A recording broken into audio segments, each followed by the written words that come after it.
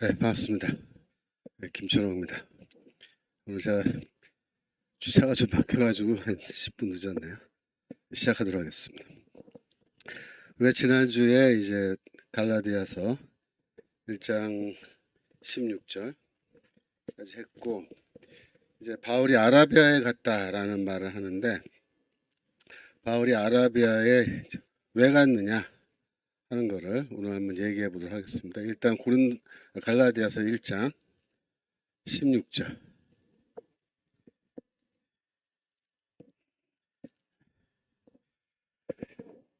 네, 그 17절. 또 나보다 먼저 사도된 자들을 만나려고 예루살렘으로 가지 아니하고 오직 아라비아로 갔다가 다시 담메색으로 돌아갔노라.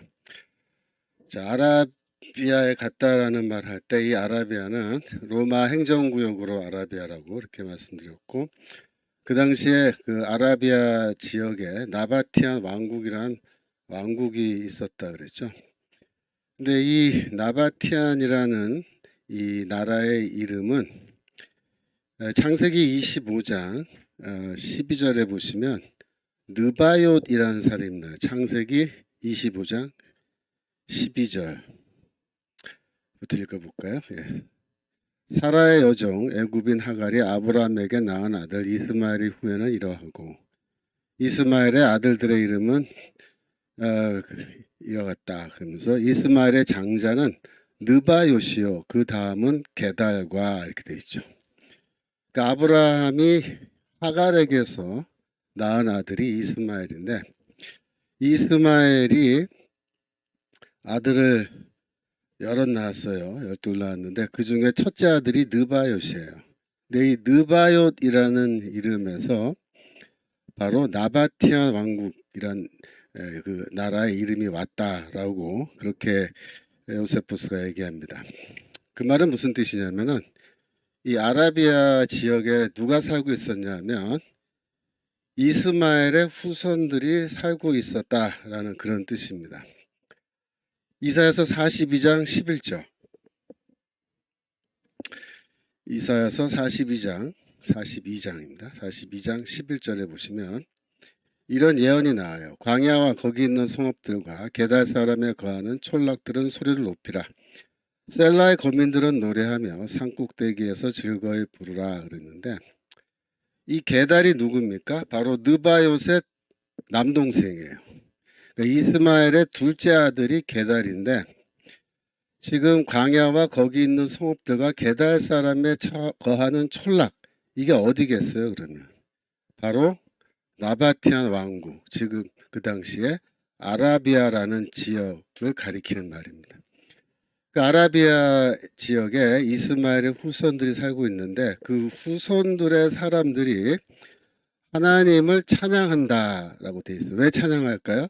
복음을 듣고, 이 구원의 소식을 듣고 하나님을 찬양한다 라는 뜻입니다. 특별히 거기 셀라라는 지명이 나오는데, 이 셀라라는 말은 바위란 뜻이에요. 그래서 제가 교과서 98쪽에 그 설명을 해놨는데, 교과서 98쪽. 네, 거기 보시면은 이제 70인역 구약 성경에 셀라를 뭐라고 번역했냐면 페트라라고 번역을 했습니다. 페트라. 여러분, 페트라라는 지역이 어디냐면 오늘날 그 요르단입니다. 요르단, 그러니까는 이제 그 갈릴리가 있고 사해가 있고 그 가운데 요단강이 흐르는데, 이 요단강 이제 건너편인데요. 그래서 남쪽으로 좀 내려가면은 이제 요르단이라는 나라가 있어요. 요르단의 페트라라는 지금 도시가 지금 그 유네스코가 지정한 세계유산 10대 세계유산 중에 그 하나입니다. 그래서 이 관광지로도 굉장히 유명한 곳인데, 이 페트라를 가리킵니다. 셀라라는 말. 근데 페트라가 어디냐 뭐냐면 그 당시에 나바티안 왕국의 수도가 바로 페트라였습니다. 페트라. 그래서 이제 그 이사야서 40장 9절 잠깐 볼까요? 이사야서 40장 9절 보시면, 아름다운 소식을 시온에 전하는 자 너는 높은 산에 오르라. 아름다운 소식을 예루살렘에 전하는 자 너는 힘써 소리를 높이라. 이렇게 되어 있는데, 원래 이 아름다운 소식을 전한다는 말이 복음을 전한다 그런 말이에요. 복음을 전하는 자는 시온 예루살렘에 가서 하나님의 이 복음을 전하라라는 그런 명령인데, 지금 이러한 그 유대 지방 또 유대인들이 사는 그런 지역뿐만 아니라 이사야서는 뭐라고 얘기하냐면 이스마엘의 후손이 살고 있는 게달 사람들의 촌락과 또 셀라 즉 페트라 나바티안 왕국의 수도인 페트라에 가서도 복음을 전해서 그곳 주민들이 하나님을 찬양하게 하라라고 그렇게 예언을 하고 있는 거예요. 이러한 종류의 예언이 이사야서 60장에 또 나옵니다. 이사야서 60장 6절. 이사야서 60장 6절. 허다한 약대 미디안과 에바의 젊은 약대가 내 가운데 편만할 것이며 스바의 사람들은 각 금과 유향을 가지고 와서 여호와의 찬송을 전파할 것이며. 여기 미디안이라는 사람 이름과 에바라고 하는 사람 이름이 나왔잖아요. 근데 이 사람들이 다 누구냐 하면은 아브라함의 그 후처들입니다. 후처. 그러니까 창세기 25장 1절부터 보면 창세기 25장 1절 아브라함이 후처를 취하였으니 그 이름은 그두라라. 그가 시므랑과 욕산과 무단과 미디안과 이제 미디안이라는 이름 나왔죠. 그러니까 아브라함의 아들이에요. 미디안도 사실. 물론 이제 그 아내가 사라가 아니고 그두라라는 여자인데 4절로 가면은 미디안이라는 그 아브라함의 아들이 또 애들을 낳았는데 첫째 아들이 바로 에바예요. 에바. 그러니까 미디안, 에바 이런 사람들이 다 누굽니까? 아브라함의 아들과 손자예요. 손자. 그런데 이 사라의 계열을 따르는 게 아니라 후처입니다. 후처. 아브라함에게 모두 4명의 아내가 있었습니다. 다시 이사야서 60장 6절 가시면 이사야서 60장 6절 거기에 이제 60장 허다한 약대 미디안과 에바의 젊은 약대 누군지 알겠죠? 미디안은 아브라함의 후처의 아들이고 에바는 또 그 아들이니까 손자 아브라함의 손자다. 즉 아브라함에게는 이삭의 계열을 따르는 그러한 아들들뿐만 아니라 이스마엘의 계열을 따르는 그런 후손도 있었고 그 외에도 지금 미디안과 에바라는 이름 그처럼 사라가 아닌 다른 여인에게서 낳은 아들들이 이렇게 많이 있었어요. 그 후손들이 또 많이 있었는데 그 당시에 살고 있었죠. 이 사람들이 다 어디에 살고 있었냐면은 바로 이 아라비아에 살고 있었습니다. 7절 보시면 게달의 양무리는 다 내게로 모여지고 느바에서 수양은 내게 공급되고 내 단에 올라 기꺼이 받음이 되리니 내가 내 영광의 집을 영화롭게 하리라. 즉 이스마엘의 아들입니다.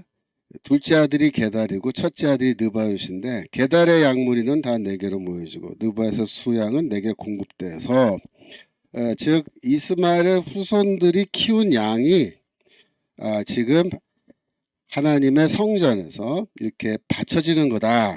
제물로 바쳐진다. 그렇게 되어 있는데 사실은 이제 우리가 좀 이따 이제 읽어보겠습니다만은 이사야서는 동물 제사를 이제 부정하고 새로운 성전에 대해서 이야기하기 시작해요. 그래서 바울이 이러한 그 게달의 양, 느바에서의 수양 이런 거를 옛날에는 게달 사람들, 그러니까 이스마엘의 후손들이 키운 양들이 예루살렘 성전에서 제물로 바쳐주는구나 이렇게 생각을 하고 해석하고 읽었겠지만 다메섹 경험을 하고 나서 바울은 그런 식으로 읽지 않았다라는 거예요. 읽지 않았다. 어떻게 읽었느냐? 66장 1절 보겠습니다. 이사야서 66장 1절. 66장 1절. 예. 여호와께서 이같이 말씀하시되 하늘은 나의 보좌여 땅은 나의 발등상이니 너희가 나를 위하여 무슨 집을 지을고 나의 안식할 처소가 어디랴 이렇게 말하죠. 이 무슨 말입니까? 원래 예루살렘 성전이 하나님의 보좌고 하나님의 그 발등상이다. 그렇게 이해를 해요. 유대인들은 하나님이 원래 하늘에 계신데 그 다리를 어디다 놓냐면은 이 성전, 그죠? 성전에 그 지성소에 있는 언약궤가 하나님의 발등상이라고도 그렇게 얘기하거든요. 그래서 원래 예루살렘 성전이 하나님의 처소인데, 안식할 처소인데, 여기서 뭐라고 말씀하시냐면 아니다, 이거 아니다. 그 집은, 그 성전은 내 성전이, 내 처소가, 내 집이 아니라 이렇게 말씀하시면서 너희가 나를 위해서 어떤 종류의 집을 지어줄 수 있느냐 라고 말씀하시는데, 이게 뭐냐면 새 성전에 대한 예언이에요. 여러분, 이 말씀이 왜 중요하냐면은 스데반이 죽을 때 그 돌 맞아 죽기 전에 재판받을 때 스데반이 이 구절을 인용하죠. 그래서 이 구절을 인용하면서 사람이 지은 그 예루살렘 성전에는 하나님이 계시지 않다라고 그렇게 이야기를 해요. 그래서 이제 돌에 맞아 죽거든요. 그러니까 초대교회가 이 구절을 굉장히 중요하게 생각했고 이 구절을 근거로 해서 예루살렘 성전은 더 이상 성전이 아니다라고 이제 주장을 한 겁니다. 그것은 스데반 개인의 의견이 아니고 초대교회의 공통적인 의견이었을 가능성이 매우 높아요. 그러면 그 당시에 교회는 성전이 어디에 있다고 주장했겠어요? 바로 우리가 성전이다. 예루살렘 교회가 하나님의 새 성전이다. 이렇게 이제 주장했을 겁니다. 3절을 읽으시면 3절로 내려가면 뭐라고 했냐면 소를 잡아 드리는 것은 살인함과 다름이 없고 어린 양으로 제사 드리는 것은 개의 목을 꺾음과 다름이 없으며 드리는 예물은 돼지의 피가 다름이 없고 분향하는 것은 우상을 찬송함과 다름이 없이 하는 그들은 자기의 길을 택하며 그들의 마음은 가증한 것을 기뻐한즉 이렇게 되어 있는데요. 이게 지금 우상 숭배를 비판하는 그런 구절처럼 이렇게 들리고 그렇게 해석을 할 가능성도 물론 좀 있지만 상당수의 학자들은 이거를 어떻게 해석하냐면 이것은 하나님께서 이제 더 이상 옛 성전을 인정하지 않으시고 새 성전을 요구하시는 거고 새 성전에서는 동물 제사가 더 이상 필요하지 않다라고 하나님께서 그 동물 제사를 거부하시는 구절로 그렇게 읽을 수 있다라고 이렇게 얘기를 합니다. 그래서 아마도 바울도 그렇게 읽었을 거다. 아마도 바울도. 그러면 바울은 어떻게 이해했느냐? 예루살렘 성전은 더 이상 하나님의 성전이 아니고 그렇죠? 이제 교회가 예루살렘 교회 같은 교회가 하나님의 새 성전이고 그 새 성전에서는 더 이상 동물 제사를 하지 않는다. 왜 그렇겠어요? 예수 그리스도께서 십자가에서 이제 진정한 속죄 제물로 이미 자기 자신을 하나님께 드리는 그 제사를 이미 다 드렸기 때문에 더 이상의 동물 제사는 필요하지 않다. 필요하지 않다. 그럼 뭐가 필요하냐? 이제부터는 새로운 종류의 그런 예물을 하나님께 바친다 이겁니다. 그래서 새로운 종류의 예물이 뭐냐? 이사야서 66장 20절로 내려갑니다. 20절. 교과서 100페이지입니다. 20절로 내려가면 나 여호와가 말하노라 이스라엘 자손이 예물을 깨끗한 그릇에 담아 여호와의 집에 드린같이 그들이 너희 모든 형제를 열방에서 나의 성산 예루살렘으로 말과 수레와 교자와 노새와 약대에 태워다가 여호와께 예물로 드릴 것이요 그랬어요. 여러분 이 문장을 잘 보세요. 하나님께 드린다 그랬어요. 뭐를? 예물을 드린다 그랬어요. 근데 뭐를 구체적으로 그러면 예물로 드리느냐? 목적은 뭐예요? 너희 모든 형제를 이렇게 되어 있어요. 너희 모든 형제를 예물로 드린다. 이게 무슨 뜻이냐면 하나님의 새 성전에서는 동물을 더 이상 제사로 드리지 않고 사람을 예물로 드린다. 이런 뜻입니다. 사람을 예물로 드린다. 그래서 우리가 그 로마서 15장 로마서 15장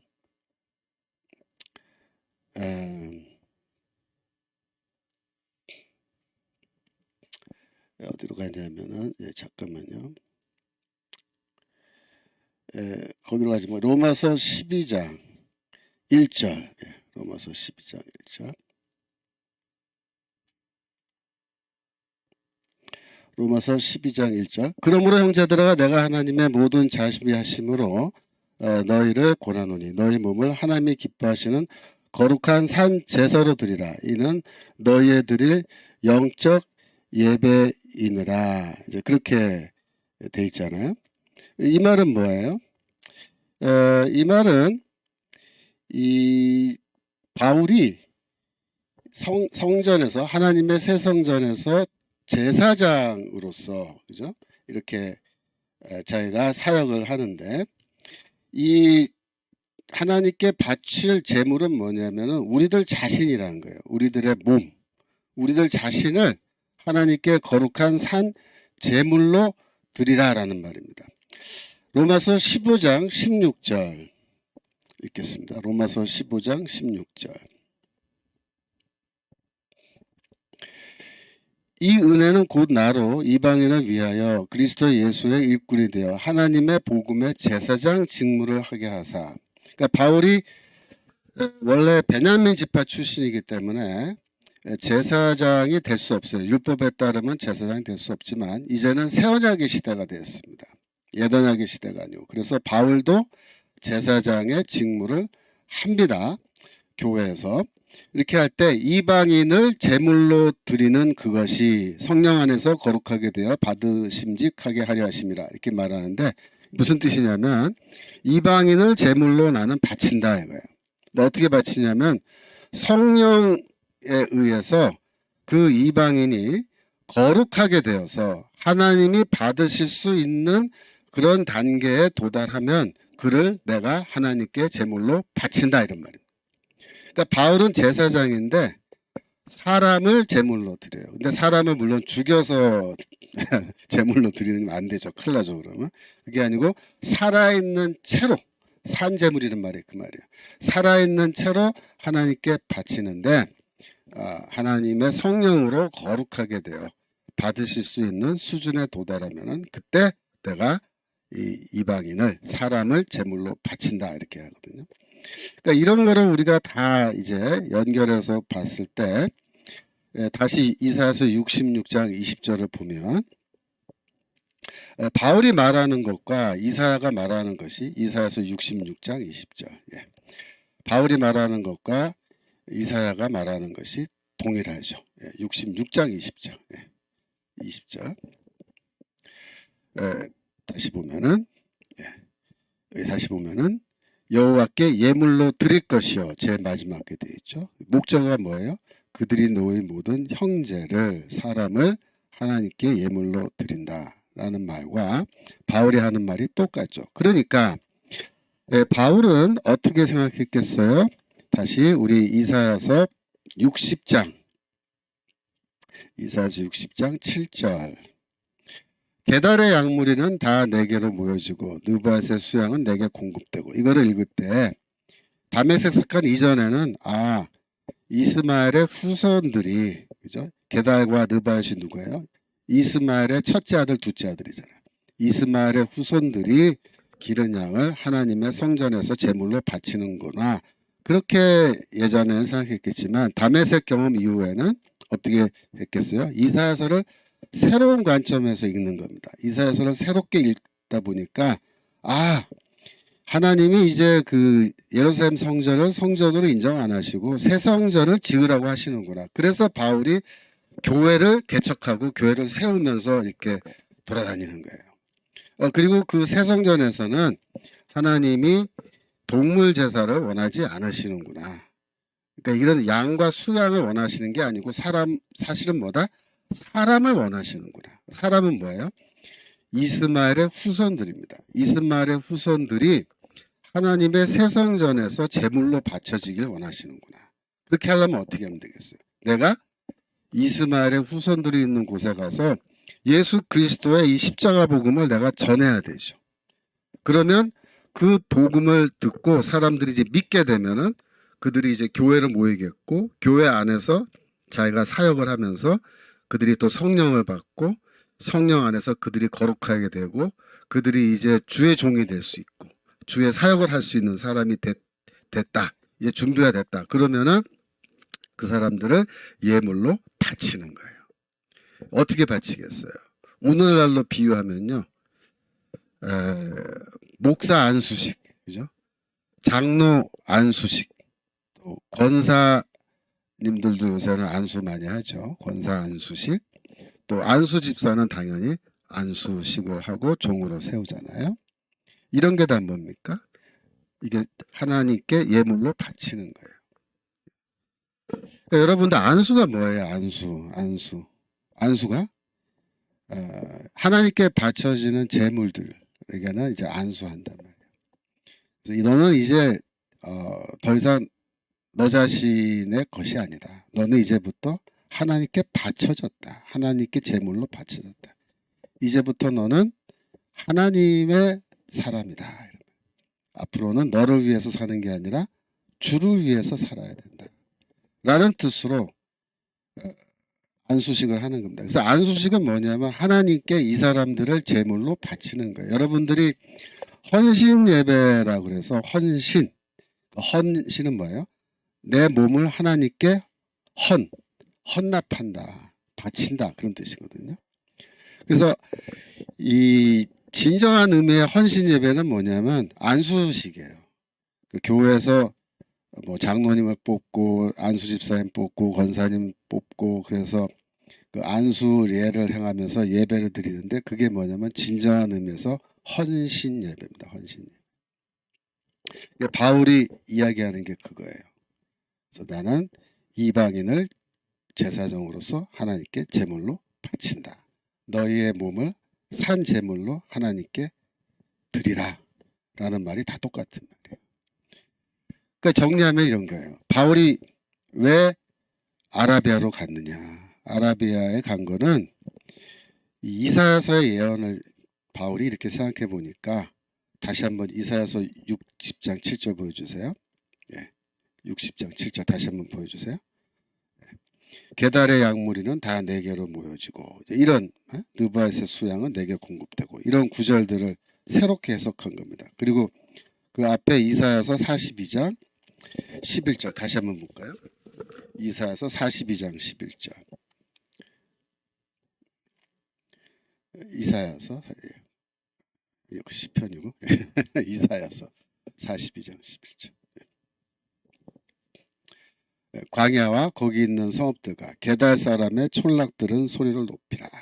셀라는 페트라라 했잖아요. 그래서 여러분들이 페트라의 이 다음에 혹시 성지 순례 차 한번 가실 수 있는데 페트라라는 곳이 어디냐? 바울이 갔던 곳입니다. 저도 페트라 한번 다녀왔는데 그 길 이렇게 걸어가면서 여기 바울이 2000년 전에 지나갔던 자리인데 그러면서 이제 저도 한번 지나가 봤는데 굉장히 감회가 깊었습니다. 그래서 페트라 셀라가 바로 페트라거든요. 그래서 바울이 페트라에 가서 아라비아의 느바테아 왕국의 수도니까 당연히 갔겠죠. 거기뿐만 아니라 그 일대 큰 도시들 사람들이 많이 사는 촌락들을 다니면서 복음을 전했을 겁니다. 그래서 복음을 전하다가 이제 그 아레다 왕의 신하들의 눈에 띄었는데 그 신하들이 이렇게 바울에 대해서 오해를 한 거예요. 이 사람이 정치적으로 굉장히 위험한 그런 메시지를 전하고 다닌다라고 오해를 해서 그를 잡으러 이제 추격을 한 건데 바울이 다메섹으로 도망을 갔죠. 다메섹에 도망가서 다행스럽게도 잡히지 않고 탈출을 한 거죠. 탈출을 했어요. 그래서 이렇게 다시 다메섹을 거쳐서 예루살렘으로 돌아오게 되는데 여러분들이 그 사도행전 1장 8절 보시면 예수님께서 마지막에 승천하시면서 이런 중요한 명령을 하셨어요. 오직 성령이 너에게 임하시면 너희가 권능을 받고 예루살렘과 온 유대와 사마리아와 땅끝까지 이르러 내 증인이 되리라 이렇게 말씀하셨는데 보세요. 복음이 전파된 순서가 처음에 유대인에게 먼저 전파되고 두 번째 사마리아인에게 갑니다. 사마리아인에게. 그 다음에 땅끝은 이방인이에요. 근데 왜 이 유대인과 이방인 사이에 사마리아가 들어있냐면 잘 생각해 보세요. 사마리아인은 어떤 종류의 사람입니까? 사마리아인은 원래 북이스라엘이 멸망하고 아시리아가 이스라엘 사람들을 다 흩어지게 다른 데 이주시키고 그 다음에 또 거기 일부 남겨놓고 이방인들이 또 북이스라엘로 이사와서 살게 하면서 그 피가 섞인 거죠. 그래서 사마리아 사람은 엄밀하게 말하면 유대인도 아니고 또 사실 또 엄밀하게 말하면 완전한 이방인도 아닌 그 중간 그룹을 가리키는 거예요. 그러면 여러분 이스마엘의 후손은 유대인입니까? 이방인입니까? 그 당시 아라비아에 살고 있던 사람들, 그 사람들은 엄밀한 의미에서 유대인 아니죠. 아브라함과 이삭과 야곱 그 계보를 따르지 않습니까? 그러나 또 완벽하게 이방인도 아니에요. 왜? 아브라함의 피가 섞였어요. 그래서 그거를 우리가 아브라함의 반계 혈족이라 그래요. 아브라함의 반계 혈족. 이 아브라함의 반계 혈족이 꼭 누구 같으냐면은 사마리아 사람 같아요. 사도행전 1장 8절 다시 한번 보여주세요. 그래서 바울이 다메섹에서 이제 세례 받았잖아요. 아나니아 같은 사람에게서 세례 받고 거기서 만약에 이러한 예수의 명령을 전승을 그가 전해 들었다면은 그때 이제 판단하는 거예요.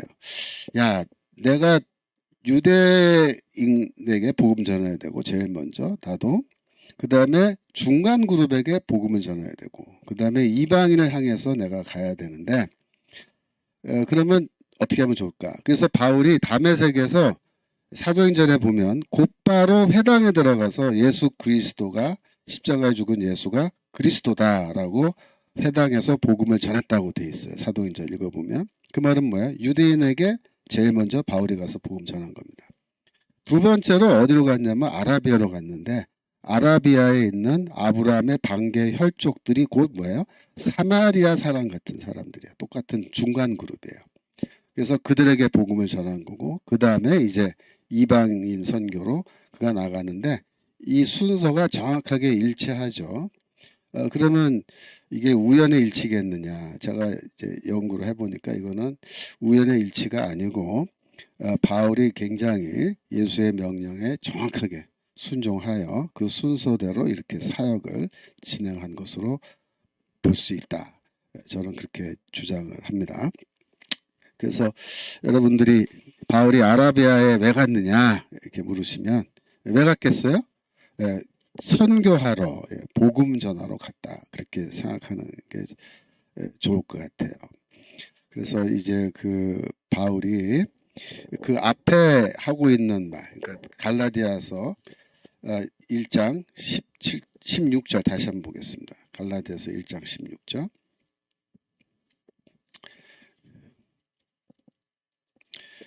1장 16절 예.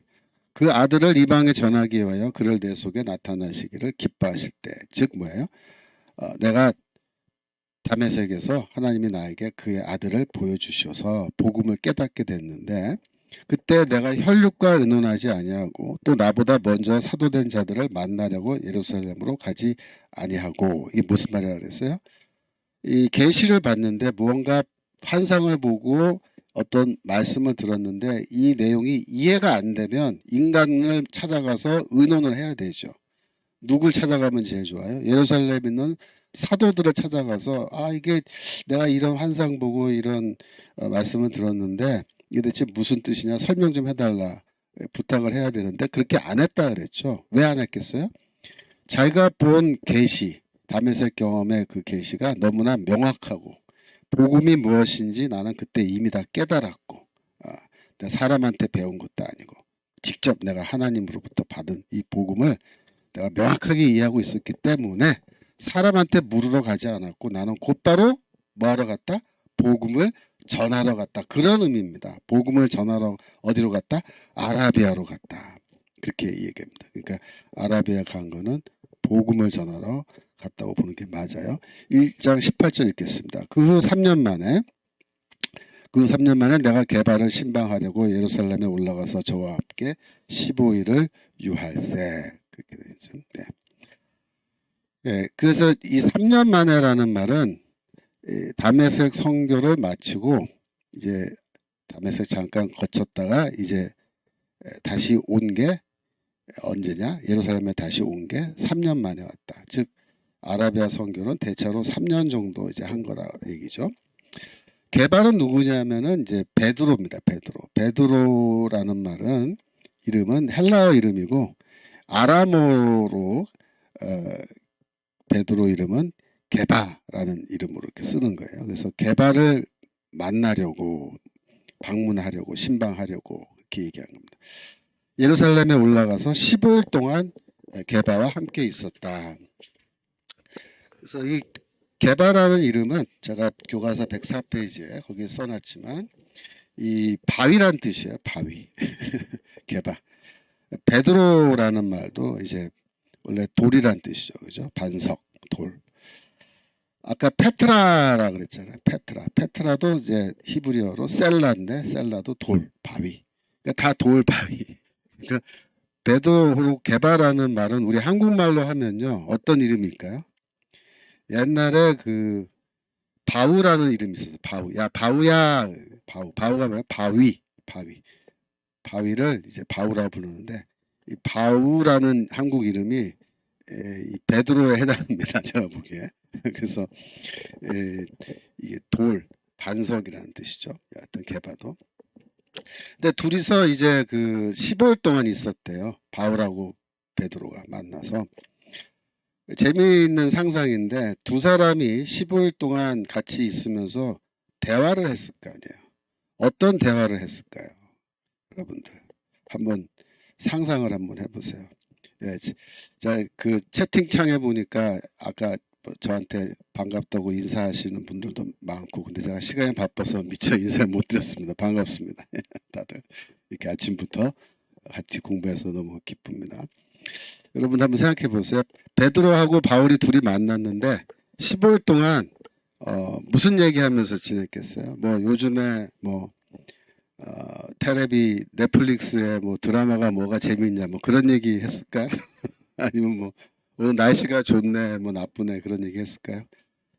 그런 게 아니고 두 사람이 여기 뻘쭘 썼는데 NGD 표본의 구별화송이님 뻘쭘 둘이 뻘쭘했을 거다 어색했을 거다 예예예 뭐 처음에 좀 어색했겠죠. 네, 바울은 뭐 스데반 돌로 쳐 죽일 때 거기 앞장섰던 사람이고 하니까 되게 처음에 어색했겠죠. 그렇지만 이제 두 사람이 만나서 아마도 대부분의 학자들은 그렇게 추측해요. 아마도 어떤 얘기가 오갔냐면 바울이 이렇게 물었을 거라는 거예요.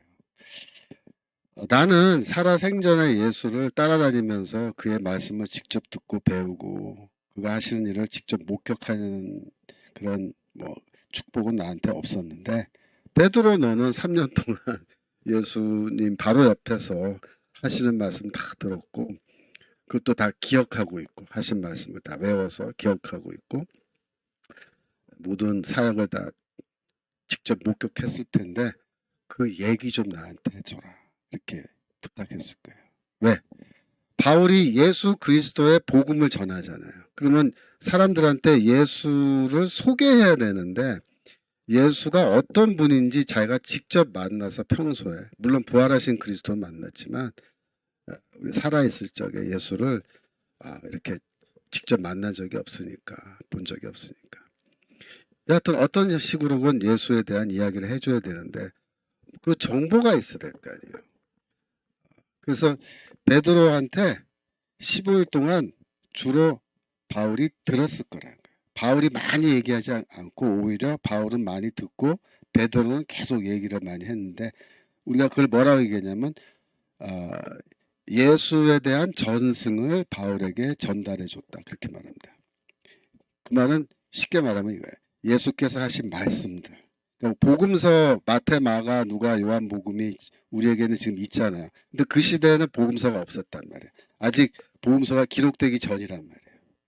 그러니까 복음서라는 게 없으니까 책으로 읽어서 알 수가 없는 거고 제자들한테 얘기를 들어서 예수의 말씀을 이제 들어서 이제 바울도 기억을 하고 암기를 해서 예수의 말씀을 이제 자기도 소유해야 되는 건데 그거를 보름 동안 열심히 배웠을 거라는 거예요.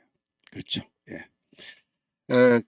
그래가지고 이때 보름 동안 열심히 예수의 전승을 그가 전해받았다. 예. 나중에 안디옥에서 바울에게 혼났다. 맞아요. 2장에 나가면 이제 안디옥 사건 나오는데 바울한테 좀 혼났죠. 예. 19절 주의 형제 읽겠습니다. 주의 형제 야고보 외에 다른 사도들을 보지 못하였노라. 이 얘기를 왜 할까요? 이 얘기를 왜 하냐면 나는 그때 베드로하고 야고보만 만났다. 다른 예루살렘 교회 지도자들이나 성도들 만난 적이 없다. 두 사람만 봤다. 그 얘기죠.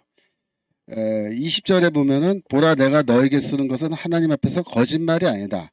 이게 굉장히 중요하다는 거예요. 이게 여러분 하나님 앞에서란 말은요. 이게 재판정을 염두에 둔 겁니다. 최후의 심판대 앞에 내가 하나님 앞에 서는데 나는 절대로 이거 거짓말이 아니다. 하나님이 내 증인이시다. 그런 뜻입니다.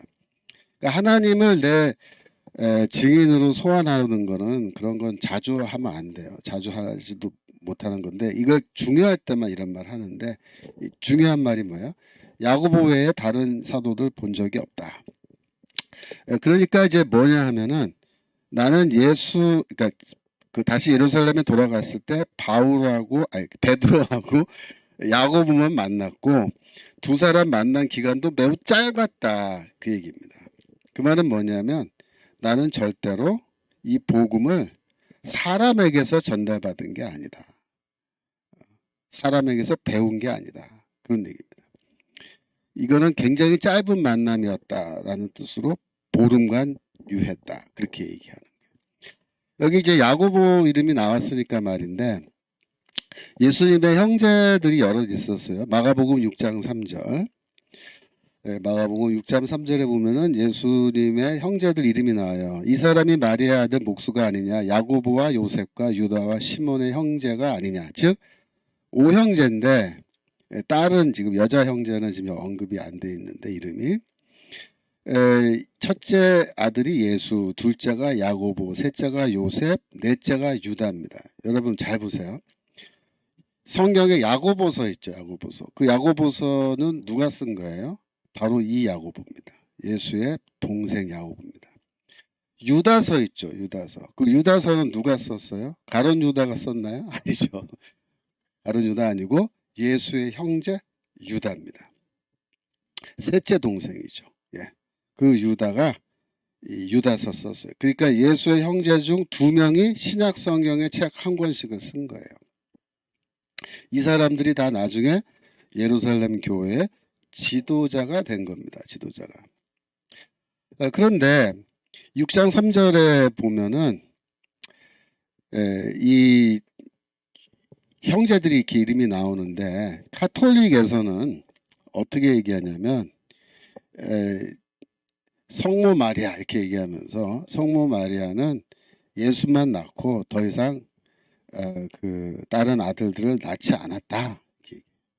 여기 나와 있는 사촌들 이름이다. 뭐 이런 식으로 뭐 말하기도 하고 완전히 그건 거짓말이죠. 이건 뭐 정확하게 나와 있는 거를 다 부정하는 건데.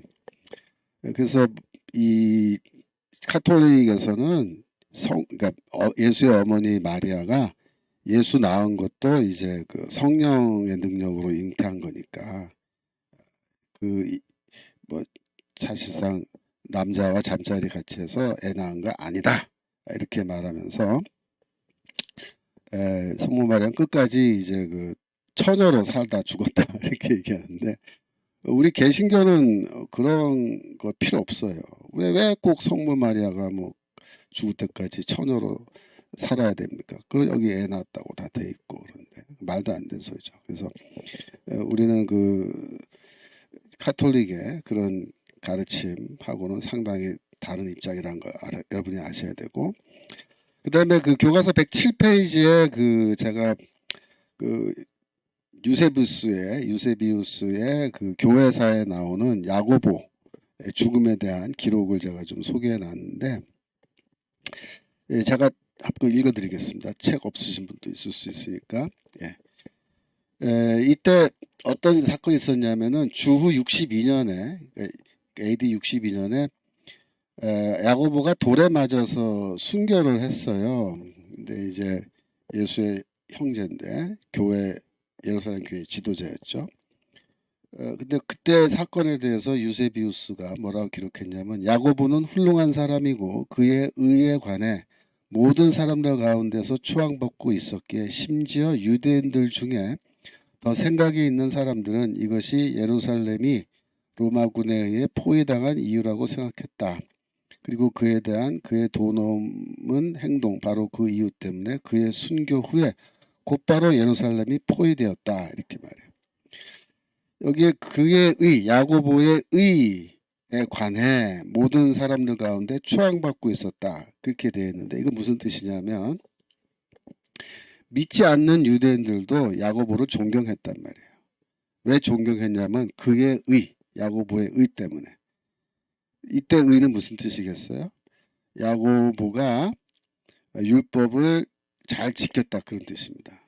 야고보가 율법을 잘 지켰다. 그래서 믿지 않는 유대인들도 야고보를 존경하고 있었다. 그래서 그가 순교당해 죽었을 때 이거는 의로운 자의 죽음이다라고 생각하고, 예루살렘이 포위돼서 나중에 로마군에 의해 다 이렇게 포위되고 이렇게 한 거는 이 야고보 같이 의로운 자를 죽였기 때문이다 라고 생각하는 유대인들도 있었다라고 기록을 하고 있거든요. 그래서 이제 이 야고보에 대해서 우리가 좀 얘기를 해야 되는데, 짧게 얘기하겠습니다. 이 야고보라는 사람은 예루살렘 교회 지도자인데, 이 사람은 유대 기독교이죠. 유대 기독교인데, 이 사람은, 야고보는 율법을 열심히 지켰다라는 겁니다. 근데 초대교회에, 예루살렘 교회에 그런 사람들이 꽤 많이 있었어요. 그런데 중요한 거는, 그러나 야고보는 할례당은 아니었습니다. 절대로. 왜냐하면 사도행전 15장에 보면 예루살렘 공회가 회의가 열렸죠. 회의 주제가 뭐였냐면, 이방인들이 이 교회 멤버십을 갖기 위해서 할례를 받을 필요가 있느냐 없느냐, 그 문제였어요. 바울과 바나바는 받을 필요 없다. 상당히 많은 사람들은 받아야 된다. 갈라져서 이제 논쟁을 벌였는데, 그때 야고보가 중재를 했습니다. 결론을 내렸는데, 야고보의 결론은 뭐예요? 할례를 받을 필요가 없다였습니다. 없다. 할례 받을 필요, 이방인들 할례 받을 필요 없다.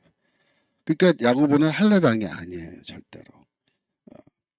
그래서 야고보는 이방인들은 할례 받을 필요 없다. 할례 받지 않고도 아브라함의 자손 될 수 있다. 그다음에 하나님의 성도 될 수 있다. 구원받을 수 있다. 그런 입장이었지만 그 개인은 율법을 열심히 지키는 쪽이었다는 거예요. 그래서 야고보의 그 입장을 우리가 잘 이해해야 돼요. 야고보는 자기는 평생 유대인으로 살았고, 자기의 형이 이제 예수님이시잖아요. 자기의 형을 처음에는 못 믿었죠. 그렇지만 나중에 이제 믿게 됐잖아요. 그래서 형을, 예수를 믿게 됐고, 그리고 나서는 믿음으로 구원을 받는다라는 원칙, 그것도 자기가 다 알고 있었지만, 그럼에도 불구하고 이제 유대교의 관습을 바로 다 버린 게 아니라 유지하면서 복음의 진리는 그대로 받아들이고 믿는 그런 종류의 사람이었다는 거죠. 그렇게 살아도 돼요. 그러니까 뭐 나는 믿음으로 구원받았지만, 그러나 한편으로 나는 이때까지 내가 지켜왔던 관습, 유대교 관습을 나는 지키고, 그 대신에 다른 사람에게 그거를 절대로 강요하지 않습니다. 강요하지 않아요. 너 할례 받아야 돼. 너도 율법 지켜야 돼. 그래야 구원받아. 그런 말을 절대 안 한 거예요. 야고보 같은 사람은. 그거를 여러분이 잘 이해하셔야 되는데, 왜냐하면은 갈라디아서 2장 12절에 야고보에게서 온 어떤 이들이란 말이 나와요. 갈라디아서 2장 12절. 야고보에게서 온 어떤 이들이 이르기 전에 게바가 이방인과 함께 먹다가 저희가 오매 그가 할례자들을 두려워하여 떠나 물러가매. 그래서 이 할례당이거든요. 할례자들이 할례당인데, 할례당이 야고보에게서 왔다, 그렇게 되어 있거든요. 이 말은 뭐예요? 예루살렘 교회에서 왔다는 뜻입니다. 예루살렘 교회에서 온 이 할례당들인데 야고보가 그러면 할례당의 괴수냐? 그건 절대 아니라. 그건 절대로 아니다. 야고보는 비록 자기는 율법을 열심히 지키는 편이었지만 그렇다고 해서 이방인들도 할례 받아야 된다라고 주장하는 그런 종류의 할례당은 절대로 아니었다. 그걸 여러분이 잘 이해를 하셔야 돼요. 사도행전 21장 20절. 사도행전 21장 20절에 보시면 바울이 마지막으로 이제 그 예루살렘에 올라갔을 때 그때 야고보가 이 환영하기 위해서 미리 나와서 기다려서 둘이 만납니다. 그래서 바울이 이제 선교 결과를 얘기하니까 저희가 듣고 야고보와 그 일행이 저희가 듣고 하나님께 영광을 돌리고 바울더러 이르되 형제여 그대도 보는 바에 유대인 중에 믿는 자 수만 명이 있으니 다 율법에 열심히 있는 자라. 21절 내가 이방에 있는 모든 유대인들을 가르치되 모세를 배반하고 아들들에게 할례를 하지 말고 또 규모를 지키지 말라 한담을 저희가 들었도다. 그러면 어찌할꼬 저희가 필연 그대에 온 것을 들으리니 이렇게 말합니다. 야고보가 걱정을 해줘요. 바울을 위해서. 무슨 말이냐면 야 지금 너 선교 정말 잘했는데 문제는 뭐냐? 예루살렘 교회에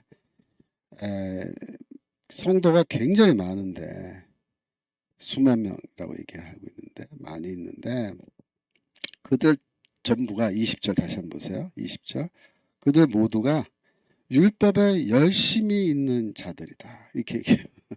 율법에 열심히 있다. 뭐예요? 열심당 신학. 열심당 신학 갖고 있는 자들이에요. 그러니까 이분들이 교회 밖에서 열심당 신학을 갖고 있던 사람들인데 교회 안에 지금 예수를 믿겠다고 들어왔는데 열심당 신학을 버렸어요? 안 버렸어요? 안 버렸다는 거예요. 그래서 이 사람들은 율법을 여전히 지켜야 된다. 이 사람들이 뭐예요? 할례당들의 의견과 거의 유사한 사람들이 많은 숫자가 많아요. 그러니까 어떻게 하면 좋겠냐? 네가 유대인들한테 모세를 배반하고 아들들에게 할례를 하지 말고 율법 지키지 말라고 가르쳤다는 걸 너에게 다 이 사람들이 들었는데 너 올 날만 지금 벼르고 있다. 너 손 보려고. 그러니까 어떻게 하면 좋겠냐라고 이제 걱정하면서 뭐 정결 예식을 뭐 좀 하고 뭐 이렇게 해서 그 사람들 좀 비유 좀 맞춰주면서 그렇게 들어가면 어떻겠냐. 그렇게 이제 조언을 해줘요. 바울이 그 얘기 듣고 야고보의 충고에 충고를 받아들이고 그대로 합니다. 그러나 여전히 이제 문제는 생기죠. 자, 그래서 야고보라는 사람이 이제 바울과 처음 대면하는 장면이 이제 나온 거고요. 1장 20절 보라 내가 너에게 쓰는 것은 하나님 앞에서 거짓말이 아니로다. 이제 그겠죠. 갈라디아서 1장 20절. 그래서 이제 거짓말을 나는 하지 않는다. 이렇게 말한 거. 나는 거짓말하지 않는다. 근데 이제 거짓말 한다라는 거는 또 거짓말을 하지 않는다 이런 말은 왜 중요하냐면은 여러분 거짓 형제라는 말이 이제 곧 나와요. 어디 나오냐면은 2장 4절 갈라디아서 2장 4절에 이는 2장 4절 이는 가만히 들어온 거짓 형제 까닭이라. 그죠? 그래서 이 디도를 데리고 이제 다시 예루살렘에 올라갔을 때 이 거짓 형제들을 바울이 만나는데 여러분 생각해 보세요. 거짓 형제는 형제예요, 아니에요? 형제 아니란 말이에요.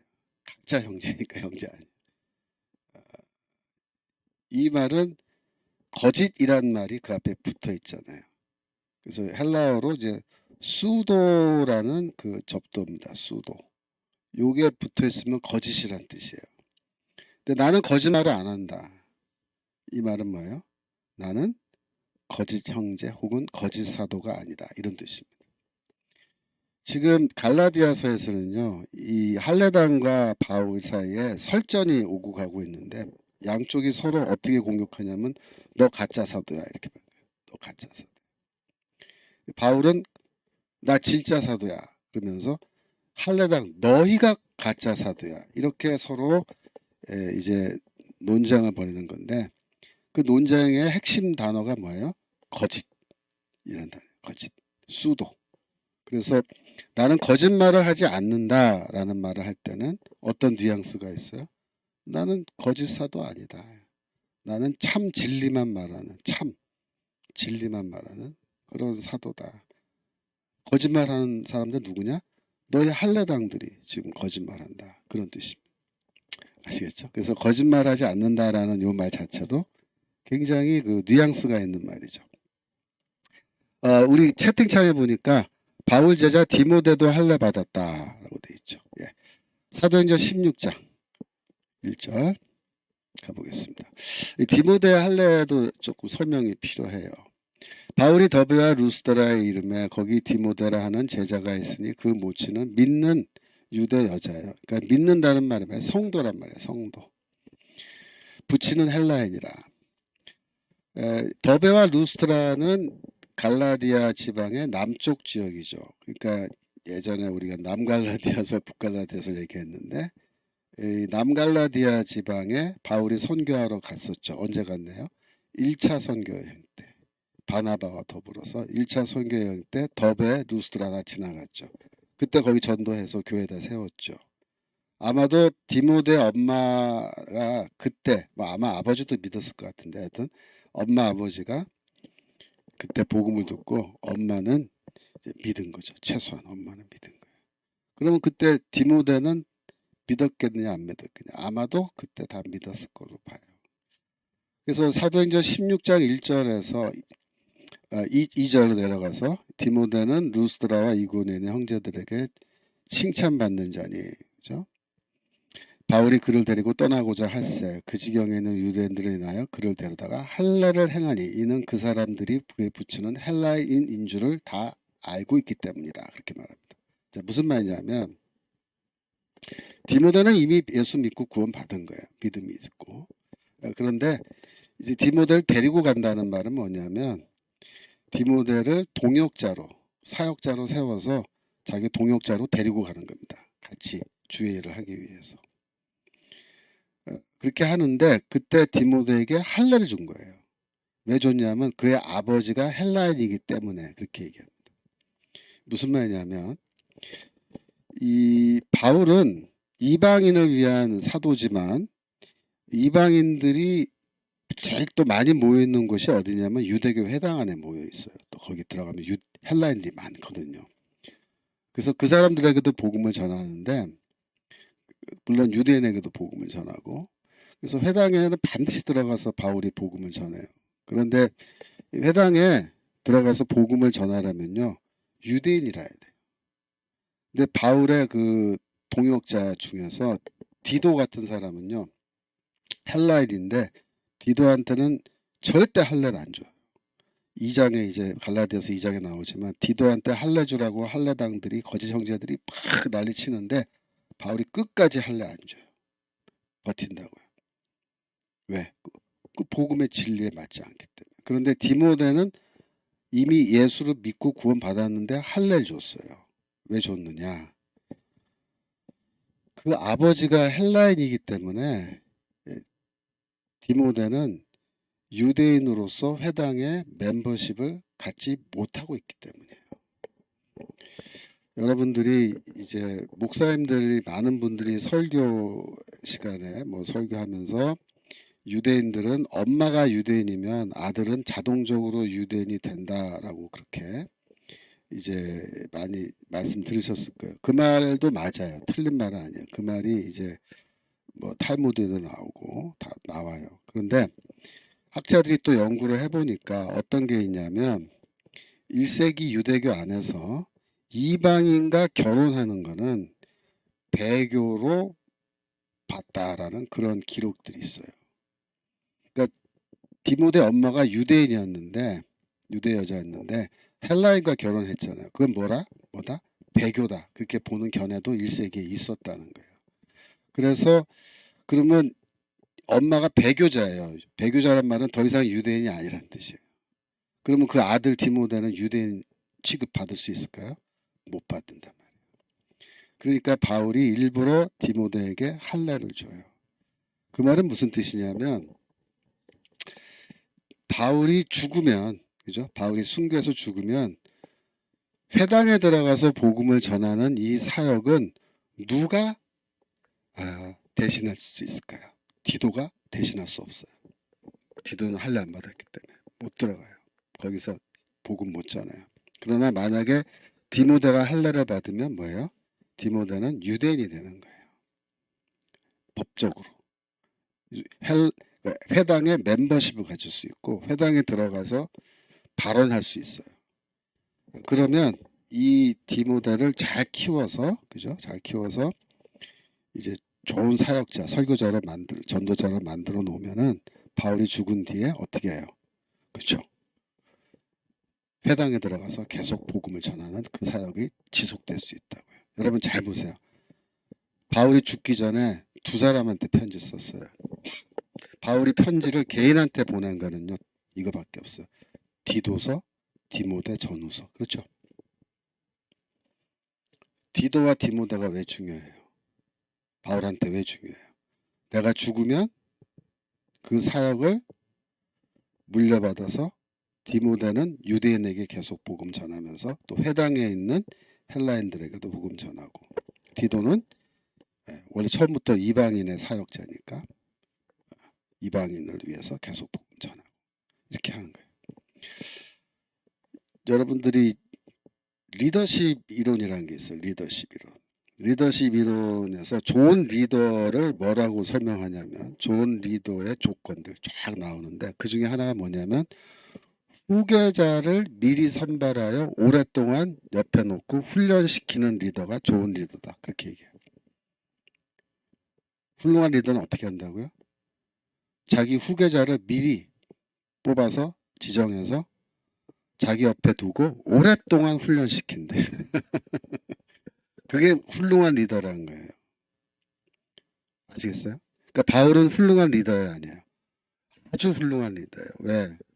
처음부터 젊은 후계자를 딱 선택을 해서 자기 옆에 두고 자기가 회당에 들어갈 때 같이 데리고 들어가서 회당에서 어떻게 이 설교하는지, 유대인에게 어떻게 전도하는지, 이 질문에 어떻게 대답하는지 디모데가 옆에서 딱 보게 하는 거예요.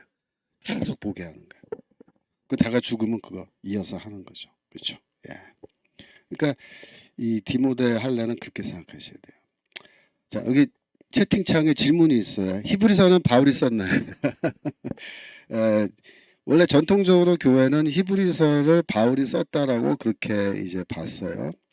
근데 이제 현대에 와서는 학자들이 히브리서는 뭐 바울이 쓴 거 아니다라고 그렇게 보는 사람이 지금은 더 많습니다. 근데 왜 이유가 뭐냐 그러면요. 이유는 히브리서의 그 헬라어가 굉장히 고급 헬라어예요. 그런데 이제 바울의 헬라어는 거기에 비해서는 조금 수준이 떨어져요. 그러니까 바울의 헬라어도 훌륭해요. 그러니까 이 외국 대학에 고전학과라는 게 있어요. 클래식을 연구하는 학과예요. 거기에서는 이제 고전들만 읽어요. 그것이 헬라어건 라틴어건 히브리어건 뭐 아람어건. 근데 이제 헬라어를 전문적으로 헬라 문학을 전문적으로 연구하는 학자들 그 중에 예수 안 믿는 학자들이 태반이겠죠, 그죠?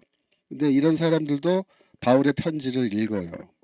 근데 읽고 어떻게 평가하냐면 바울의 헬라어는 우수하다 그렇게 평가해요. 우수하다. 바울이 이 헬라어로 글 쓰면요 아주 잘 썼단 말이에요. 그런데 히브리서의 헬라어는 그거보다 한 등급 더 위라는 거예요. 왜 위냐면 단어가 고급 단어를 써요. 고급 단어는 뭐냐면 동사의 앞에 접두어가 막 여러 개 붙은 거예요. 한 개가 아니고 두 개, 막 세 개씩 붙은 거 이런 거 막 쓴다고요. 그 접두어가 많이 붙을수록 뉘앙스가 더 아주 세밀해져요. 그런 단어를 막 쓰면서 히브리어를 쓰기 때문에 문체가 좀 바울과 다르다라는 게 있고, 두 번째로 신학적으로 조금 다른 점이 있어서 그렇다. 그래서 이제 히브리서는 바울이 안 썼다고 얘기한 사람도 있는데 그건 사실은 또 몰라요. 왜냐하면 히브리서를 읽어보면요, 거기 바울 신학이 또 많이 나와요. 이상하게 바울하고 유사한 점도 굉장히 많거든요. 그러니까 히브리서를 바울이 썼냐 안 썼냐는 뭐 학문적으로는 좀 약간 논란이 있어요. 근데 저는 그런 거는 그렇게 중요하지 않다고 봐요. 왜냐하면 이게 누가 썼느냐 그렇게 중요하지 않아요. 중요한 건 뭐야? 이게 하나님의 말씀으로 인정받아서 성경 안에 있다라는 게 중요해요. 그걸 여러분 보셔야 돼요. 그래서 바울 서신 중에도 사실 그 뭐 디모데 전서를 뭐 바울이 썼냐 안 썼냐, 에베소서를 바울이 썼냐 안 썼냐 이런 식의 논쟁들은 학문적으로 학자들 사이에 많아요. 근데 저는 뭐 에베소서 이런 건 다 저자가 물론 바울이 썼다고 저는 보는 입장인데, 그러나 에, 그런 논쟁 자체가 그렇게 큰 의미는 없다. 여러분. 관심. 예. 어차피 이거는 누가 썼건 간에 이거는 하나님의 말씀으로, 그러니까 정경이라죠. 정경으로 여기다 들어와 있는 거예요. 그래서 항상 교회 전통은 히브리서가 바울이 썼다라고 보는 거고, 그렇게 했을 때 이것을 부정하려면 굉장히 많은 증거들을 갖고 와서 부정해야 되는데, 그러나 이게 정말 바울이 쓰지 않았다라는 것을 100% 확신을 갖고 증명하는 것은 사실상 불가능합니다. 불가능해요. 그래서 그런 전승들도 이제 절대로 무시하면 안 된다. 바울이 썼다라는 전승. 여러분, 마태복음은 마태가 썼다라는 전승이에요. 전승. 그죠? 전승인데 그 전승 우리가 다 인정해서 이걸 지금까지 마태복음이라 부르고 뭐 누가복음이라 부르고 다 하는 거거든요. 어떤 사람이 이 마태가 진짜 그 세리 마태가 썼다는 증거 있냐 갖고 와봐라. 그런 증거는 없죠. 사실 전승은 뭐예요? 초대교회 증언입니다. 초대교회 교부들이 이 복음서는 마태가 썼다라고 우리한테 알려주니까 우리가 그걸 믿고 마태복음이라고 하는 거죠. 그렇게 이해하시면 되겠습니다. 자, 1장 21절. 자, 갈라디아서 1장 21절. 예, 여러분들이 질문 중간중간에 이렇게 하시면 제가 또 간단하게 대답을 또 할 수 있는 것들을 하겠습니다. 1장 21절. 그 후에 내가 수리아와 길리기아 지방에 이르렀으나, 그러니까 이제 수리아와 길리기아는 뭐냐면 이제 시리아는 안디옥이 있는 그 일대가 시리아예요. 로마의 행정구역으로. 길리기아는 어디냐면은 터키 반도 남쪽인데 그 시리아를 따라서 북쪽으로 쭉 넘어서 터키 반도로 가잖아요. 여기 지도로 좀 그려볼까요? 그러니까 터키 반도가 이렇게 있고, 예. 여기가 이제 예루살렘이 있고, 그죠? 여기 안디옥이 있고, 보이시나요? 예. 여기 예루살렘이 있고, 여기 위에 올라가면 안디옥이 있고, 여기에 가면은 다소가 있고, 이게 있는데, 여기는 유대란 말이에요. 유대. 그죠? 또 사마리아 있고, 이 뒤쪽에가 이제 시리아입니다. 시리아. 수리아, 시리아. 그다음에 여기가 이제 길리기아 이렇게 돼 있는데, 바울이 이제 예루살렘에서 보름 동안 게바와 만나서 예수에 대한 말씀들을 많이 이야기를 듣고, 그다음에 어디로 가냐면은 이 길리기아로 가요. 길리기아. 근데 길리기아 지방의 수도가 뭐냐면 다소예요. 다소. 그러면 바울은 왜 길리기아로 갔겠어요? 여기가 자기 고향이에요. 고향. 고향이란 말은 그 지역의 친척들이나, 만약에 여기서 좀 나이 먹을 때까지 살았다면은 친구들도 있었겠지만 아마도 어린 나이에 왔기 때문에 친구들은 많지 않아도 이쪽 지역에 아버지, 할아버지 그때부터 계속 살았기 때문에 집안 사람들이 여기 계속 살고 있었겠죠. 그러면 복음을 전하러 갈 때는 항상 가족들, 친척들에게 먼저 복음을 전합니다. 그 다음에 친구예요. 그죠?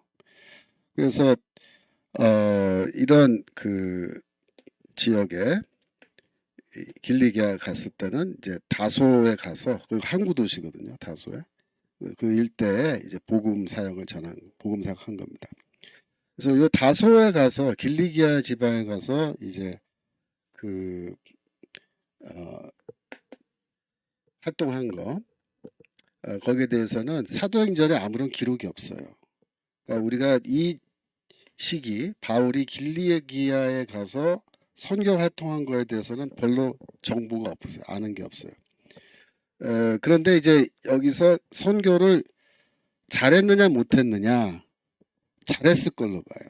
왜냐하면은 바나바가 이제 안디옥 교회에 왔단 말이에요. 안디옥 교회 와서 보니까 안디옥 교회가 굉장히 이방인들도 많고 부흥한 교회인데 여기에 좋은 교사가 필요하다라고 판단했어요. 바나바가. 그래서 바나바가 이 길리기아 다소로 와서 바울을 찾아요. 그 소문을 듣고 와서. 근데 소문이 만약에 안 좋았으면 바나바가 여기 와서 바울을 스카우트해서 안디옥 교회로 데려갔겠어요? 아니죠. 그러니까 바나바가 안디옥에서 소문을 들었는데 어떤 소문 들었냐면 바울이란 사람이 있는데 옛날에 교회를 핍박하고 그랬으나 그가 다메섹에서 부활하신 그리스도를 만나고 다메섹에서 세례받고 이 사람이 다소에 와서, 즉 길리기아 지방에 와서 이 일대에 열심히 사역하고 있는데 굉장히 뛰어난 선생이다. 이렇게 소문 들은 거예요. 그래서 바나바가 바울을 찾아와서 만나서 스카우트 해가지고 안디옥 교회로 데려가는 거예요. 그래서 시리아로 가는 거예요. 바울이. 길리기아와 시리아의 두 곳에서 이제 사역하는데 여기에 수리기아와 길리기아 지방에 이르렀으나, 다시 한번 보여주세요. 내가 수리아와 길리기아 지방에 이르렀으나 이렇게 말을 하는데 이때 먼저 간 곳은 길리기아예요. 두 번째 간 곳이 수리아인데 안디옥으로 간 거죠. 순서는 이렇게 뒤집어져 있지만 제일 먼저 간 곳은 길리기아다. 그렇게 보시면 되겠습니다. 그 다음 22절. 유대에 그리스도 안에 있는 교회들이 나를 얼굴로 알지 못하고. 그죠? 그래서 1장 22절 보겠습니다. 여기 또 히브리서는 참 이스라엘로 예수님께 인정받은 빌립이 썼지요. 라는 말씀인데 그것도 가설이에요. 가설. 왜냐하면 이제 빌립이라는 그 제자가 헬라어를 좀 잘하는 제자였을 걸로 보기 때문에 그 당시 초대교회에 헬라어를 잘하는 사람 중에 하나로 빌립도 이제 후보자로 올라간 거지만 그거는 증명 불가능합니다. 그래서 누가 썼는지 잘 모른다가 정답이에요. 원래는 바울이 썼다라는 전설은 분명히 있고. 네. 다시 돌아와서 자 22절. 그리스도 안에 있는 유대의 교회들이 나를 얼굴로는 알지 못하고.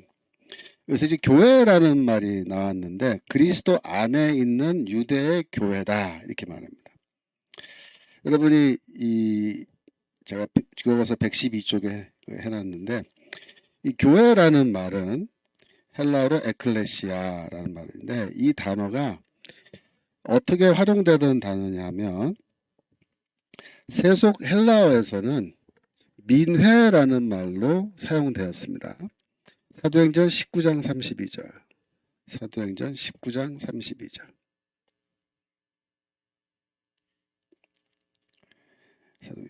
어떤 사람들이 외쳐 혹은 이 말을 혹은 저 말을 하니 무리가 분란하여 태반이나 어찌하여 모였는지 알지 못하는도라. 33절. 유대인 무리 가운데 알렉산더를 권하여 앞으로 밀어내니 알렉산더가 손짓하여 백성에게 발명하나. 34절. 좀 내려가서 39절. 만일 그 외에 무엇을 원하거든 정식으로 민회에서 결단할지라 이렇게 되어 있죠. 무슨 말이냐면 에베소에서 이제 소동이 일어났어요.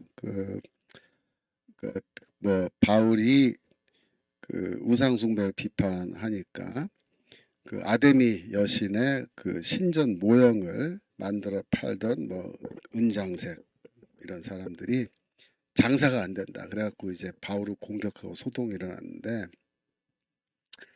그때 이 뭐라고 얘기하냐면 야 이렇게 막 모여서 시끄럽게 떠들고 큰 무리가 모이면은 로마인들이 알면은 너희들 혼나. 로마인들의 허락 없이 이렇게 많은 무리가 모인 거는 이거 위험한 거야. 이렇게 경고를 하면서 만일 정말 이게 중요한 사안이면 39절 다시 한번 볼까요? 정식으로 민회에서 결단할지라 할 때 이렇게 민회란 단어가 에클레시아예요. 에클레시아에서 결정해라. 그 뭐야? 민회. 그 에클레시아란 말은 고대 그리스에서는 이 민주주의 전통이 있잖아요. 민주주의 전통. 민주주의 뭡니까? 그 시대 민주주의는 자유인, 그러니까 노예 아니고 자유인들이 다 모여서 의논을 하고 투표로 결정을 하는 전통이에요. 이게 고대 민주주의 전통이 이제 시작된 거잖아요. 근데 그때 자유인들이 모여서 회의하는 회의가 뭐냐 민회인데 그걸 에클레시아라 그랬어요. 에클레시아. 그러니까 세속 헬라에서는 야 에클레시아 가자 그러면은 교회 가자 그러면은 믿지 않는 헬라인들은 민회 가자고 민회 한다고 광고했어? 지난달에 했는데 왜 또 모여? 이렇게 이제 반문할 수 있겠죠, 그죠? 그러니까 이거는 세속 헬라어 용법에서 교회라는 그런 의미가 나온 게 아니다라는 거예요. 어디서 왔느냐? 이거는 구약 성경 헬라어로 번역되어 있는 구약 성경 70인 성경이라는 게 있습니다. 70인역 성경. 그래서 구약 성경에서 헬라어로 번역된 원래 히브리어로 구약 성경이 기록되어 있는데 그걸 헬라어로 옮겼거든요. BC 3세기에. 그래서 이 헬라어로 번역된 구약 성경에서 에클레시아라는 단어가 자주 사용돼요. 많이 나와요. 언제 나오냐면은 이스라엘 회중 그거를 히브리어로 까하 이스라엘이라고 그러는데 이 이스라엘 회중을 가리킬 때 회중이라는 단어로 그 회중은 뭐예요? 이스라엘 사람들의 그 모임을 말하는 거예요. 하나님의 백성들의 모임, 그죠? 하나님의 백성들의 모임을 히브리어로는 까할이라고 그렇게 불렀고 헬라어로는 에클레시아라고 부른 거예요. 그래서 그 전통을 교회가 이어받은 거예요. 우리는 뭐다? 하나님의 백성이다. 하나님의 백성들의 모임이다. 그래서 우리는 에클레시아다 이렇게 얘기한 거예요. 그런데 이제 유대인들도 회당이 있잖아요. 회당. 그 유대인의 회당은 뭐예요? 그것도 뭐 에클레시아라고 부를 수 있어요. 까할 이스라엘, 여호와의 이스라엘의 회중이다. 그래서 이 교회라는 단어, 에클레시아라는 단어를 쓸 때 유대의 교회, 유대의 에클레시아 그러면 사람들이 오해할 수 있어요. 아 이거 유대인들의 회당 말하는 거 아니야? 이렇게 오해하잖아요. 그러니까 그 앞에 뭘 넣었어요? 그리스도 안에 있는 1장 20이죠. 갈라디아서 1장 20이죠. 다시 보여주시면 그리스도 안에 있는 교회들 이렇게 말하죠. 그리스도 안에. 교회는 뭐예요? 에클레시아 교회인데 보통 교회가 아니고 보통 하나님의 백성들이 아니고 유대인들 그냥 일반 유대인들 아니고 그리스도 안에 있는 에클레시아다 이렇게 얘기하죠. 그래서 이 그리스도 안에 있는 교회라는 표현을 바울이 자주 사용해요. 데살로니가전서 1장 1절 데살로니가전서 1장 1절 보시면 바울과 실로아노와 디모데는 하나님 아버지와 주 예수 그리스도 안에 있는 데살로니가인의 교회 편지한다. 이렇게 돼 있죠. 예. 그러니까 이때 에클레시아라는 말을 썼는데 데살로니가에 있는 에클레시아 만약에 데살로니가에 유대교 회당이 있고 그렇다면은 그 유대교 회당도 뭐야? 하나님의 회중이죠. 여호와의 회중. 그러니까 에클레시아란 말이에요. 그러니까 그거를 구분해야 되잖아요. 교회는 그 회당과 다르니까. 그래서 하나님 아버지와 그리스도 예수 안에 있는 예수 그리스도 안에 있는 에클레시아 그렇게 말하면 분명하죠. 아 이거는 바울 교회를 가리키는구나 라는 게 매우 분명하죠. 자 갈라디아서 1장 23절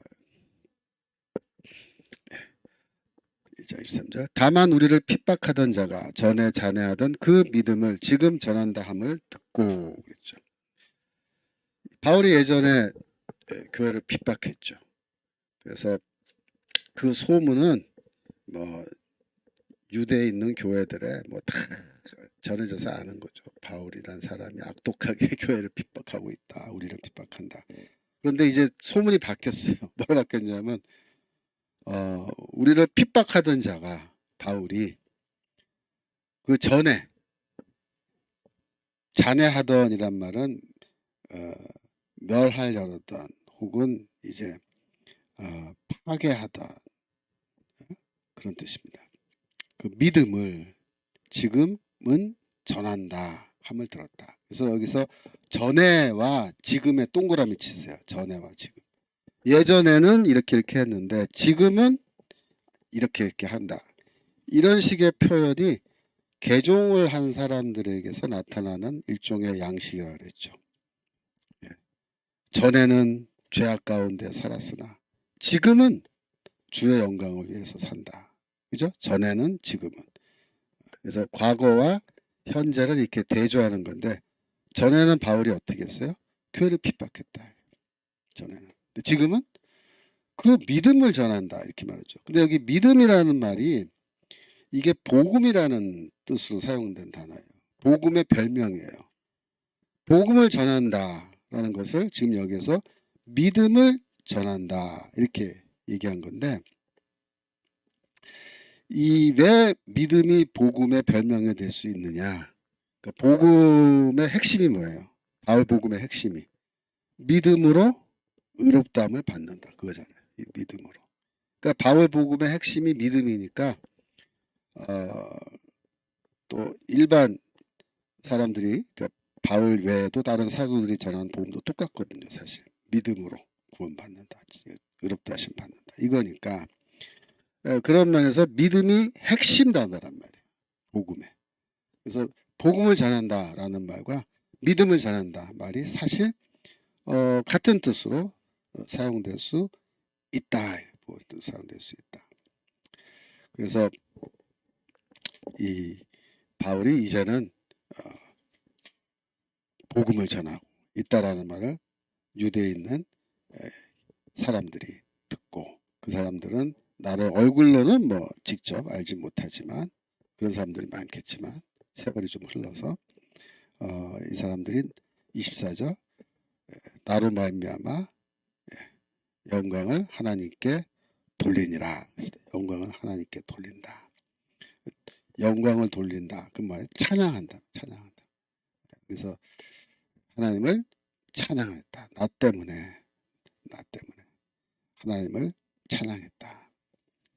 뭐 좋은 소식이죠. 그죠? 교회를 핍박하던 사람이 교회를 개척하고 다니니까 얼마나 그죠? 사람들이 기뻐하겠어요. 기뻐해서 또 전하는 거죠. 그래서 이제 이런 거 우리가 좀 자세하게 지금 갈라디아서 1장을 살펴봤는데요. 시간이 거의 다 돼서 이제 오늘은 여기까지 하고 다음 주에 이제 2장 1절부터 하겠는데 이 사실 제가 청교도 신학원이니까 우리 뭐 얘기 드릴 수 있는데 사실 정학 목사님 지금 교회 그 후계자로 그 아드님을 지정하셨잖아요. 근데 아드님이 지금 또 그 며느님하고 같이 장신대 입학을 했어요. 저희 학교에. 그래서 저도 뭐 물론 만나봤는데 만나 보니까 정말 젊더라고요. 그래서 전 목사님의 사역이 지금 점점점 커지고 범위도 넓고 이게 더 중요한 사역이 돼가고 있는 시점인데 제가 그 아드님하고 그 며느님 이렇게 신대한 1학년 지금 입학해서 공부한 걸 보면서 한편으로는 참 뭐 마음이 기쁘고 주의 사역의 길로 들어가겠다고 이렇게 결단하고 신학교 왔기 때문에 많이 격려해주고 이렇게 하는데 또 한편으로는 참 빨리 영적으로 또 지적으로 또 여러 가지 면에서 성장해서 전 목사님의 이 사랑제일교회 이거 잘 후계자로 성장을 해야겠다. 그런 이제 걱정과 이제 희망이 이제 동시에 있습니다. 그래서 뭐 제 나름대로는 뭐 여하튼 제가 최선을 다해서 이 두 전문 종들을 제가 뭐 가르칠 수 있는 기회가 있으면 가르치고 하겠습니다만은 하여튼 좋은 후계자를 젊은 후계자를 빨리 선정을 해서 오랫동안 훈련받게 하는 게 제일 좋은 건데 그래서 저는 두 가지가 중요하다고 봐요. 첫 번째 뭐냐면 정광훈 목사님이 오래 사셔야 된다. 오래 사셔야 돼요. 정말로. 건강하시고 오래 사셔야 이 후계자들이 훈련받을 수 있는 기간이 길어져요. 훈련받는 기간이 긴 게 좋아요. 짧은 건 좀 불리해요. 그래서 좋은 훈련을 좀 오래 받는 것이 좋은데 그렇게 하려면 첫 번째 조건은 전 목사님이 좀 건강하셔서 또 오래 사셔야 되겠다라는 게 저는 정말 기도 제목이고 여러분도 좀 기도해 주세요. 전 목사님 요즘 보면 걱정 많이 돼요. 아 진짜 너무 스트레스 받고 요즘에 힘든 일 여러 가지 상황이 목사님 정말 많은 생각을 하게 만드는 그런 상황인데 하여튼 건강하시고 두 번째는 이 두 분이 좋은 훈련을 잘 받아서 빨리 성장해서 목사님이 하시는 사역을 또 교회에 잘 물려받았으면 좋겠다. 저는 그렇게 생각합니다. 그래서 우리 그 점에서도 우리 같이 기도했으면 좋겠습니다. 기도가 마치겠습니다. 하나님 아버지 오늘도 좋은 시간 주셔서 감사합니다. 간절히 기도하기는 하나님의 귀한 능력의 종 정광훈 목사님 건강을 붙들어 주시고 그의 생명을 하나님께서 연장시켜 주시며 건강한 가운데 이 사역을 오랫동안 저희와 함께 지속할 수 있도록 도와주시고 사랑제일교회 후계자로 지목된 이 젊은 종 주님께서 기억하여 주시고 좋은 훈련 받고 빨리 성장하여 아버님의 모든 그 사역을 잘 물려받을 수 있는 좋은 그릇이 될 수 있도록 주여 축복하여 주옵소서. 감사드리며 예수 그리스도 이름으로 기도합니다. 아멘. 수고하셨습니다. 우리 다음 주에 또 공부하도록 하겠습니다. 안녕히 계세요.